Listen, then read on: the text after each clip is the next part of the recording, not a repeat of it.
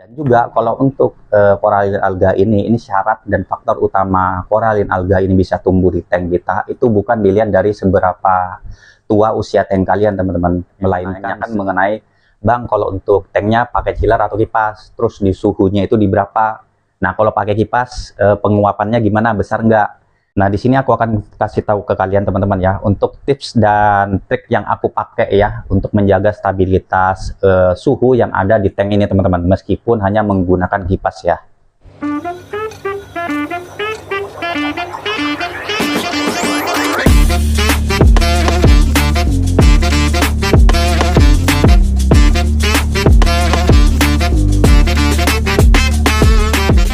Oke, assalamualaikum warahmatullahi wabarakatuh. Jumpa lagi di channel ini dengan aku Bahar teman-teman.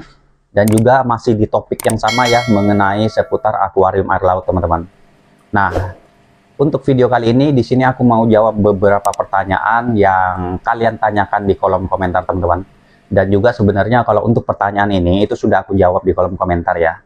Cuman kenapa di sini aku buat lagi dalam bentuk video, karena kalau dalam bentuk video di sini aku jelasinnya bisa lebih detail dan lebih leluasa teman-teman ya, ketimbang kita ngetik di kolom komentar gitu loh.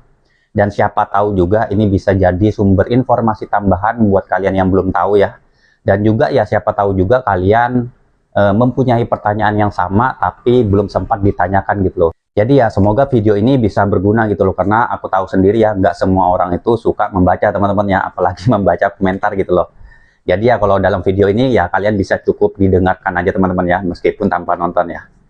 Oke, kita langsung aja ke pertanyaan yang pertama teman-teman ya, yang menurut aku di sini cukup menarik untuk dibahas ya.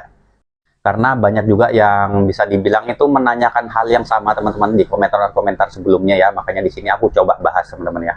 Oke, pertanyaan pertama yang paling sering ditanyakan yaitu mengenai koralin alga teman-teman. Jadi kemarin itu banyak yang menanyakan ya, Bang, di usia berapa koralin alga tumbuh di tank kita? Kemudian kemarin juga ada yang menanyakan tips cara cepat menumbuhkan koralin alga karena di tanknya itu sudah 8 bulan masih belum muncul teman-teman. Nah, buat kalian yang nggak tahu, kalau untuk koralin alga ini adalah sejenis alga yang berbeda pada umumnya teman-teman. Nah, kalau untuk koralin alga ini adalah alga yang bisa dibilang itu mengonsumsi bakteri teman-teman. Jadi dia membentuk kerak ya, nggak seperti alga-alga pada umumnya gitu loh. Dan juga kalau untuk koralin alga ini syarat dan faktor utama koralin alga ini bisa tumbuh di tank kita itu bukan dilihat dari seberapa tua usia tank kalian teman-teman, melainkan seberapa stabil parameter air yang ada di tank kalian. Jadi meskipun tank kalian itu sudah bertahun-tahun, kalau parameter airnya itu stabilitasnya itu tidak terjaga, nggak pernah stabil, kalau untuk koralin alga pasti nggak akan muncul teman-teman. Terutama untuk parameter yang dari bakterinya teman-teman, karena kita tahu sendiri kalau untuk koralin alga ini adalah alga yang mengonsumsi bakteri teman-teman. Dan juga kemarin kan aku sempat punya juga ya tank kecil Pico yang usianya itu sudah 1 tahun ya bisa dibilang, dan selama 1 tahun itu tidak pernah muncul koralin alga sama sekali teman-teman, karena kita tahu sendiri kalau untuk tank kecil itu kan agak susah stabil ya untuk parameter airnya, jadi sering swing. Jadi selama 1 tahun untuk koralin itu nggak pernah muncul teman-teman. Sedangkan ada juga river senior yang lain ya, yang ibaratnya itu baru 3 bulan tanknya, usia tanknya itu sudah muncul koralin alga teman-teman. Karena ya mereka bisa menjaga stabilitas parameter air yang ada di tanknya gitu loh. Jadi bukan dilihat dari seberapa tua usia tank kalian teman-teman, melainkan stabilitas parameter air yang ada di tank kalian. Nah, kalau mungkin kalian ada yang nanya mengenai tank ini apakah sudah muncul koralin atau belum. Nah, di sini aku jawab aja belum teman-teman. Karena apa?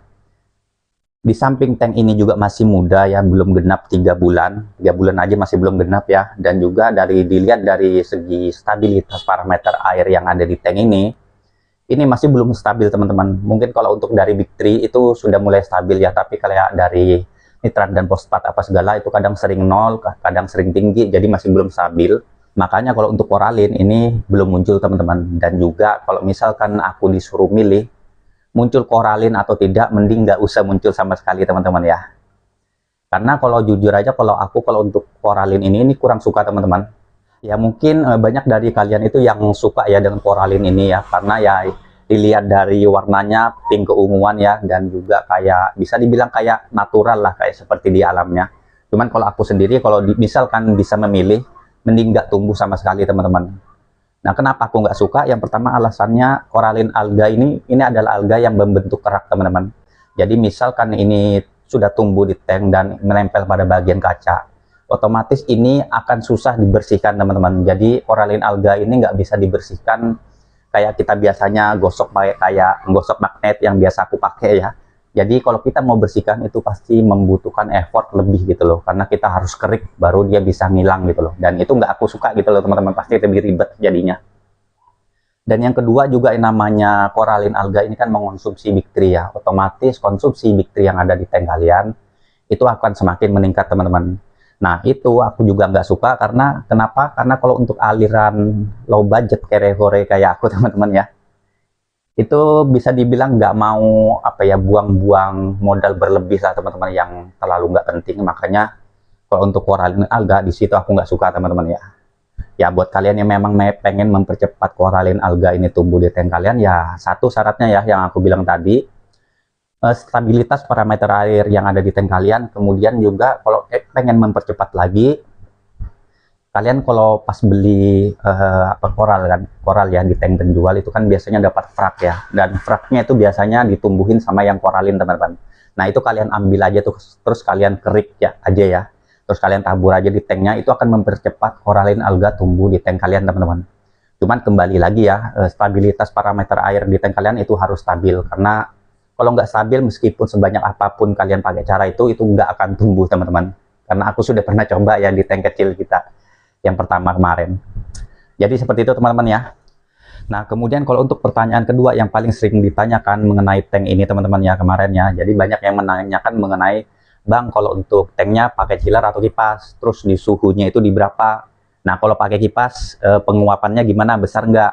Nah, di sini aku akan kasih tahu ke kalian, teman-teman ya, untuk tips dan trik yang aku pakai ya untuk menjaga stabilitas suhu yang ada di tank ini, teman-teman, meskipun hanya menggunakan kipas ya. Oke, kalau untuk sistem pendinginan yang aku pakai untuk di tank ini ya, untuk menjaga stabilitas suhu yang ada di tank ini, itu aku pakai kipas yang seperti ini, teman-teman. Jadi ini adalah kipas dinding ya, yang aku pakai yang sebesar ini. Dan juga kalau untuk suhunya sendiri, di sini kan aku nyalakan kipas ini kan cuma 12-15 jam sehari ya. Jadi jarak atau gapnya suhu yang ada di tank ini itu antara 26 sampai 28, teman-teman. Bahkan kalau untuk suhu hariannya itu paling sering terjadi itu antara di 27 dan 28 gitu loh. Jadi cukup stabil, jadi gapnya itu nggak terlalu naik turunnya itu nggak terlalu jauh, teman-teman. Nah, sedangkan kemarin aku pernah coba juga, ini aku nyalakan itu 24 jam, teman-teman. Dan suhunya di sini itu bisa dapat di 25 derajat. Cuman minusnya adalah kalau siang itu bisa 28 derajat, teman-teman. Dan itu gapnya itu naiknya itu cukup besar gitu loh, dari 25, 26, 27, 28. Nah, itu sekitar 4 derajat gitu loh. Nah, lebih baik aku pakai yang 27, 28 ketimbang 25, 28, teman-teman. Karena stabilitas kalau untuk di akuarium laut itu penting, teman-teman. Jadi meskipun ya memang kalau untuk koral itu suka di suhu yang dingin ya, sekitar 25 derajat.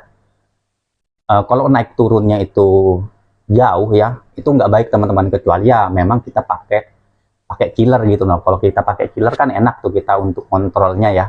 Misalnya kita set di 25 ya dia bakal stabil di 25 terus gitu loh. Nah, sedangkan kalau untuk kipas ini kan nggak bisa menjaga kestabilan, teman-teman. Karena kipas ini bergantung juga dengan suhu ruang gitu loh. Misalkan suhu ruang 30, dia bisa turunin sampai 28 derajat. Jadi misalkan suhu ruangnya itu 28 derajat, dia bisa turunin sampai 26, teman-teman. Jadi itulah cara yang aku pakai gitu loh buat menjaga kestabilannya, teman-teman. Lebih baik 27, 28 ketimbang 25, 28, teman-teman. Karena kestabilan kalau untuk reef tank itu penting, teman-teman. Timbang angka ya. Ya meskipun juga angka itu berpengaruh ya untuk menjadi referensi atau patokan gitu loh. Nah, kalau kita nggak punya killer, ya udah lebih baik teman-teman ya pakai kipas seperti ini, dan kita cari stabilitasnya itu yang naik turunnya itu sedikit, teman-teman, ketimbang dingin banget tapi gapnya terlalu besar. Jadi seperti itu. Nah, buat juga yang tanya mengenai penguapannya untuk di tank ini ya, dengan penggunaan kipas yang nyala sekitar 12-15 jam. Di sini kan aku pakai jerigen 10 liter ya. Ini biasanya habis setiap 4 hari sekali, teman-teman. Jadi 4 hari sekali itu biasanya aku ngisi, dan menurut aku sehari itu hitungannya berarti sekitar 2,5 liter ya. Dan itu cukup worth it kalau kita pakai kipas yang seperti ini teman-teman. Nah, tips yang aku bisa kasih ke kalian untuk mengurangi penguapannya adalah, kan biasanya banyak tuh river yang naruh kipas pas di tengah ya, terus langsung disemprotkan ditembakkan ke arah airnya ya. Nah, memang bagus sih teman-teman ya, cuman untuk penguapannya pasti akan besar teman-teman. Nah, sedangkan tips yang aku pakai adalah untuk mengurangi penguapannya di sini adalah, kipas ini aku arahin nggak 100% full ke airnya teman-teman. Jadi yang hanya masuk ke airnya itu sekitar setengahnya. Ini kalian bisa lihat ya, tuh. Yang masuk ke air itu cuma setengah teman-teman. Jadi setengahnya itu aku hantamin ke akuariumnya teman-teman.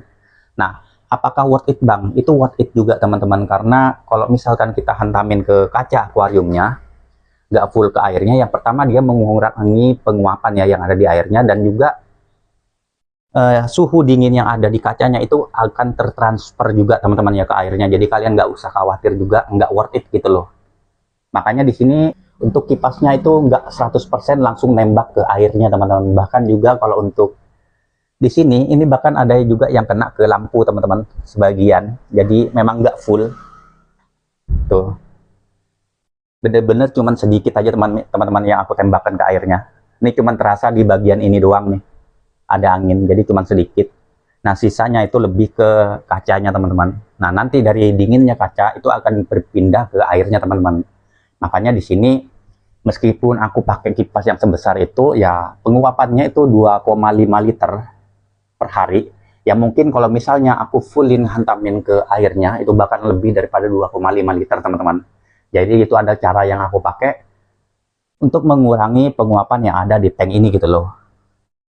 Nah, oke, di sini kita akan lihat ya suhu di tank ini sekarang berapa ya. Ini kan sekarang jam 7 malam ya. Nanti kita bandingin dengan suhu yang ada di tank Zoa sana teman-teman. Karena di sana kan cuma pakai kipas kecil aja ya. Nah, suhu di sini ini sekarang jam 7 malam ya. Ini di 28 derajat teman-teman tuh. 28 derajat ya. Oh, 27,5 teman-teman. Sekarang 27,5 ya. Kalau untuk di tank ini menggunakan kipas seperti ini. Nah, ini kita akan coba cek lagi di tank yang Zoa ya. Kalau di sebelah kan tadi 27,5 ya.